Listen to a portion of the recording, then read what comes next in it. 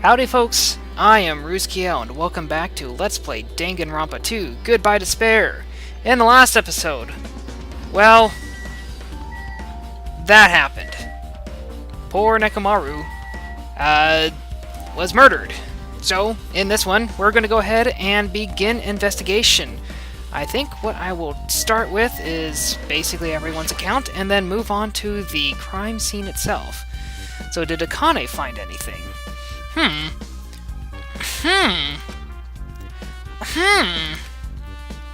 Looks like you haven't found anything yet. We need clues, right? I'll remember something, so just wait for it.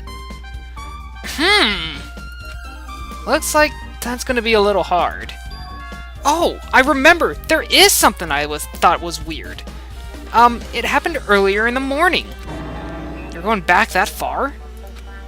Come on, you noticed it too, right? You heard that rumbling sound?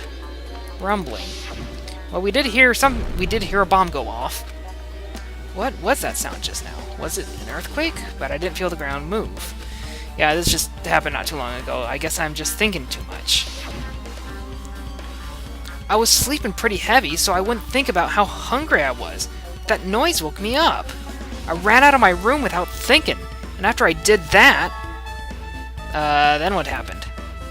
I didn't see anything, and it looked like the others didn't come out of their rooms either. I felt pretty dumb for being the only one who came out, so I went back to my room and fell back asleep. In the end, I never found out what that sound was, but it's only been on my mind for a while. You know, now that you mention it, it does seem strange. Just what was that sound? You don't know either? Well, I should tell you in more detail. When I ran out of my room, I happened to glance at the lounge clock. It said it was around 5:30 a.m. Will you be able to find out anything with that info? I didn't think about the rumbling noise. I didn't think that rumbling noise happened that early in the morning. But I'm not really sure if that noise pertains to the incident or not. What the hell? I went to the trouble of remembering that and you've got nothing? Jeez, you're so damn useless. She seems agitated. Well, it's understandable. Okay, so basically we heard a big bang at 5:30 a.m. Anything you got, Chiaki? Huh? What's this? Did you find something? Under Nekomaru's body. No, wait. There are small rock-like fragments underneath Nekomaru's body. You didn't need to correct yourself quite like that. And what do you mean, rock-like fragments? Here, look. There are a lot of these small fragments, like they fell under Nekomaru's body. But oddly enough, though these fragments are underneath Nekomaru's body, there are hardly any on top of his body at all. What's strange about that? Is there a problem that they're not on top of his body? Well, it indicates that the column fell before Nekomaru ended up on the floor. If you don't know, it's okay. It probably means they're not that important. Well, if you put it like that, I can't help but think that they're important. Interesting. Well, hell, it even says pillar fragments right there. What about you, Sonia? You still... Well, no, you're not going to call us any more assorted desserts, are you? Since you actually got a chance to eat something. In this case's Monokuma file, there's no written time of death, right? Another instance where, Monokuma wants to screw with the timeline. Great. Didn't that happen when Ibuki and Hiyoko died too? Oh, did it? But the reason the time of death wasn't mentioned when those two died was because the time of death was key to the mystery surrounding their murder. Could that be the case this time too? By the way, I would like to confirm this just in case. Ultimately, is it safe to assume that Grape Tower and Strawberry Tower are the same building? Well, that's the only thing we can think of. Even when we experimented with Chiaki's handbook and left it in Grape Tower, it still showed up in Strawberry Tower. Sure enough. The reason each tower's walls are different colors is because the floor lighting is changing the colors.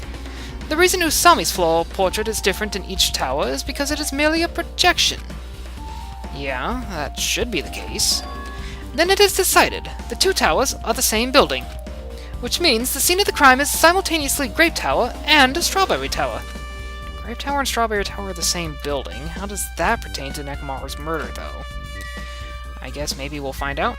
Do we actually have to look at the wall? That's weird. Along the tower floor, there appear to be many lights built into the floor, illuminating the wall. Because of these lights, the walls and interior design of the tower look green. However, because of these green lights are shining on the walls, the ceiling is pretty dark and I can't really see it. But there's nothing strange about the lights, so they probably have nothing to do with the case. Well, that's kind of what I was thinking. Well, let's take a look at the locked strawberry door, which is odd. What is this? The door at the far back has a chain wrapped around the doorknob. It looks like a sturdy metal chain. It's wrapped around the doorknob from every direction, and it even has a padlock on it. Why did they do something like this? Perhaps this was used as an alternative to locking the door with a key. Well, if that's the case, you wouldn't be able to enter this tower from the Strawberry Hall side. After all, this door should lead to Strawberry Hall. But you couldn't really use it to pass between the Strawberry House and Grape House anyway. If they barred this side of the door with a chain, it would be impossible to open it from Strawberry Hall. But still, why would they need to bar the door to Strawberry Hall? That really is weird.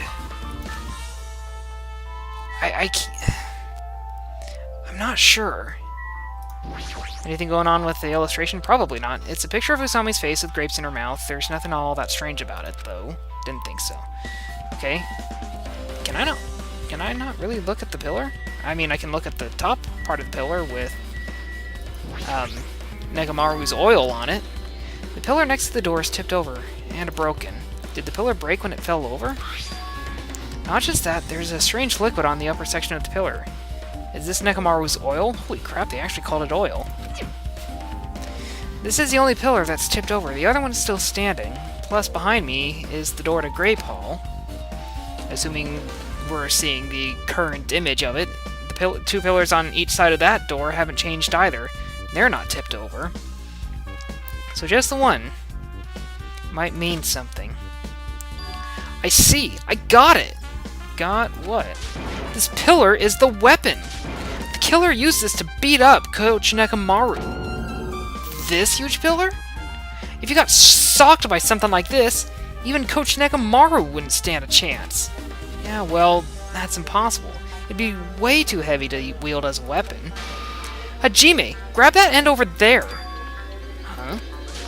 We have to try it out, obviously. Come on, hurry up! Fine. Jeez, you're more forceful than usual. Yeah, I know nothing's gonna happen. It's no use, it's barely budging. Didn't I tell you? Alright, if that's how it's gonna be. My body can take it! Power times 3! No, seriously, just give it up already. It's no use, it won't even budge. If two people can't even move this pillar, then it's impossible to use it as a bludgeoning weapon. Well, there's only one person who could have lifted something like this. Robo-Coach Nekomaru. He's definitely the only one. Tipped over pillar. I mean, something obviously happened to it since his body is ways away from where the pillar was hit. Interesting. And an enormous hammer has been carelessly left on the floor. It's suspicious because it stands out so much. Perhaps that hammer is the weapon that broke Nekomaru. I do believe a weapon of that size is capable of damaging Nekomaru. This hammer is the weapon? But it looks a little too clean. It's almost like it's new or something. Also, where did the killer obtain this hammer? Prior to now, I do not believe I have ever seen an object like this. Was it hidden somewhere? Good point, there's no supermarket in here. I wonder where they obtained it from. My only guess at this point is the final dead room. But why would anyone go in there in the middle of the night and then ultimately, what, not use it? It's weird. Well, we'll take a look at his body, I guess. It's Nekomaru's body. It's cruelly broken. It looks like it's been so severely damaged that even his head was dented. That'd be the fatal wound, right? But Nekomaru's robot body should have been durable enough to withstand any assault. For Nekomaru to be this damaged, it can only mean whoever attacked Nekomaru didn't hold back. And they would have had to have gotten the drop on him. Which I guess if he was in shutdown mode, he wouldn't have woken up. He told us he wouldn't have woken up at all until the alarm clock went off, as far as I know, or they turned him back on. Now is probably not the best time to think about this, but I guess Nekomaru was really transformed into a robot, huh? I was getting kind of used to the idea, but now that I think about it, robots are definitely unusual. Well, it doesn't matter if he was a robot or not. Either way, Nekomaru was still killed. It's definitely strange. Oh, sorry. Wrong one. It's definitely strange, isn't it? What is? If they wanted to kill him, they could have just destroyed his head. Why did they destroy his entire body, too? Maybe they didn't know how to kill a robot, so they damaged him all over. But they were against Coach Nekomaru. He ain't the type to die easily. They obviously didn't fight him head-on, but even then, he wouldn't leave himself open to attack. You're right. In fact, that's the biggest mystery. Nekomaru was even stronger after he became a robot. I can't think of anyone who'd be capable of killing him. Anyway, this alone isn't enough information. I should investigate it a little more thoroughly. So we get to do the autopsy ourselves, so... That's some wire. I want to take a look at his chest. I want to see if his clock is still working. The cover on his chest is open slightly, but it won't open much more because the cover's all messed up. If only Kazuichi were here, he might have been able to open it. Jeez, what the heck could he be doing right now? I guess we don't get to check it out. So it looks like he got tied up. But I wonder why. I wonder what purpose that served. There's a sturdy metal wire tied to Nekomaru's left leg. The same wire is tied to his arms. It's almost like he was bound up or something. But even if they bound him up, the killer still had to deal with a robotic Nekomaru first. Who did this, and how were they able to bind Nekomaru? Also, the tip of this wire, it looks like it's been tied into a loop, but what was the point of this?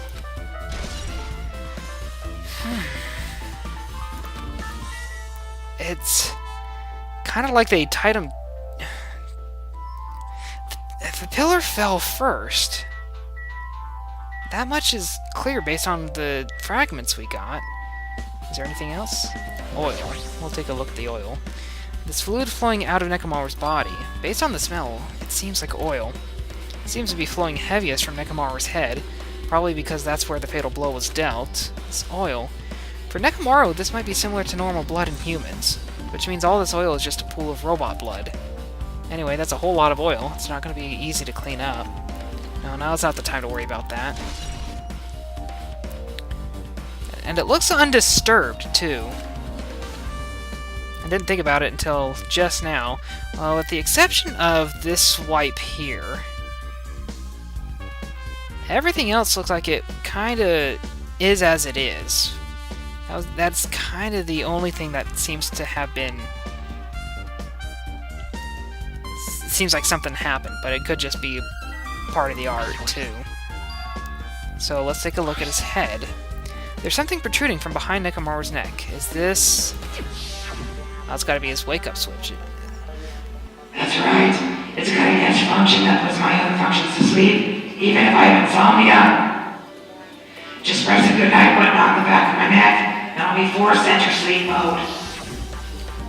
Hold on a second.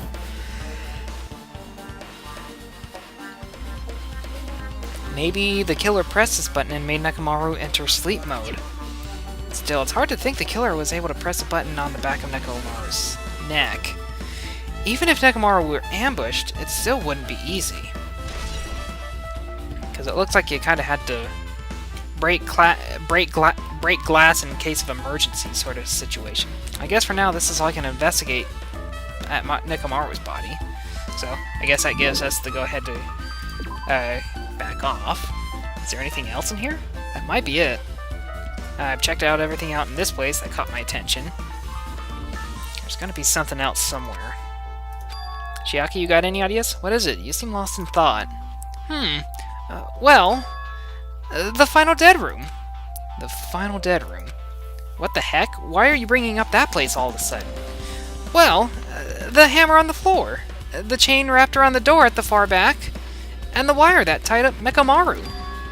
All the evidence at this crime scene consists of things we've never seen inside this building, doesn't it? I didn't even think about the wire and the chain and padlock.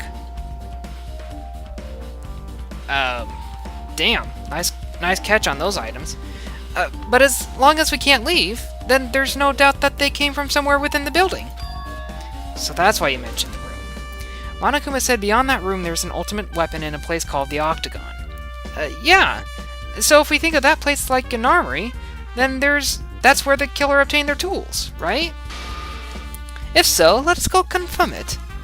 No, that's dangerous. If you go in there, you have to play the life-threatening game. Then, I'll be the one who tries to confirm it. Huh? What are you saying? You were the one who said that place was dangerous, right? Man, it's noisy. I can't focus at all with all this noise. Sorry. It's not you guys. There's a sound that's been ringing since before the investigation started. A ringing sound. Ringing sound? Since before the investigation? That reminds me. You've been mentioning that sound for a while, haven't you? Akane? What kind of sound is it? It's like this high-pitched alarm clock sound. It's probably ringing from upstairs. But... the phone! Could it be? Maybe it's better if we go check out that sound first. Are you gonna go check it out? Then you guys go. I'll stay here. I shall wait here as well. Please be careful, you two. Sonia's okay, but... how come you're not going to Akane?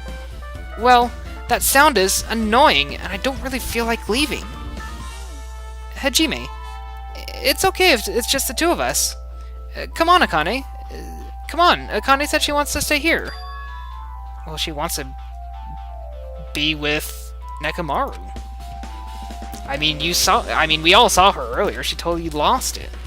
Oh, I get it. She doesn't want to leave Nekomaru's side. I don't know if she's actually aware of that or not. Let's go, Hajime. Yeah, if you say so. Alright. Yeah, I'm gonna go ahead and end it off here. I'm close enough to where I want to be on my time limit. So, in the next one, we're gonna go find out what that ringing sound is, which sounds an awful lot like it might be the phone that we haven't had a whole lot of opportunity to interact with so far.